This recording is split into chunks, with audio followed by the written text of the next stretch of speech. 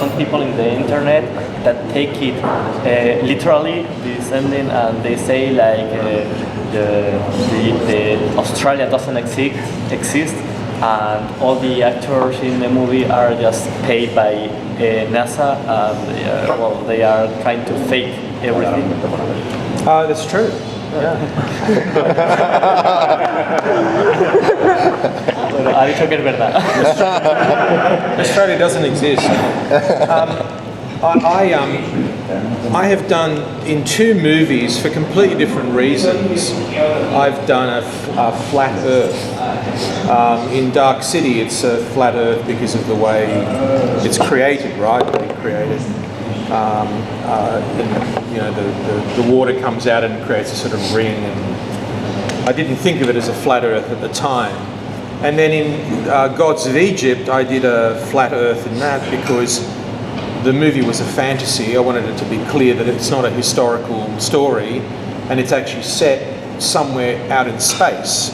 And you actually see in one shot when Geoffrey Rush is pulling the sun around the Earth in his ship.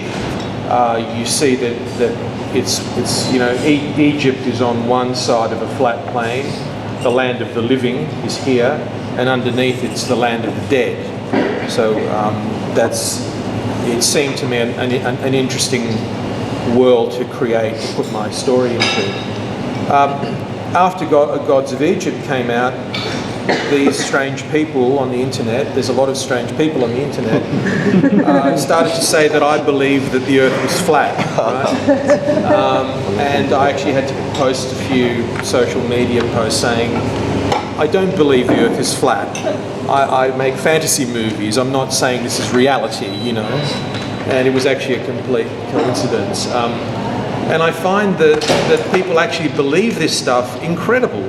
It's really an amazing thing, so much so that it inspires me to want to make a movie about people able to believe such incredible nonsense, It's fascinating, and they totally believe it, and there's a whole society, a flat Earth society, and they have all these reasons to believe that NASA is faking everything, that we never landed on the moon, and it's amazing, And the landing on the moon thing is really fascinating to me too, because of this, it all started, I think, when people said there's no stars in the footage from the moon.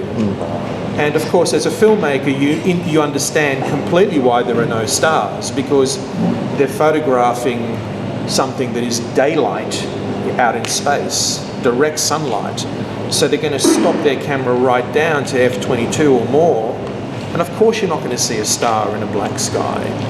But again, these nutters use it as a way to say it's proof that we never went to the moon. And Stanley Kubrick apparently faked it, right? He started the whole thing. Actually, so I could go on about this stuff forever because this stuff fascinates me.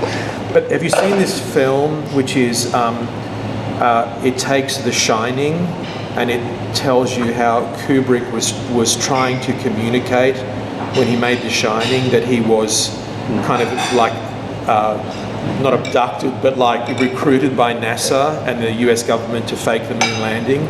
And there's all this proof in The Shining. It's fantastic. I don't know what the documentary is called, but it's hilarious. And it's Room 237. 237. Yeah. And it's tongue in cheek. I mean, the people who made it obviously don't believe any of it, but it's just wonderful. Vale.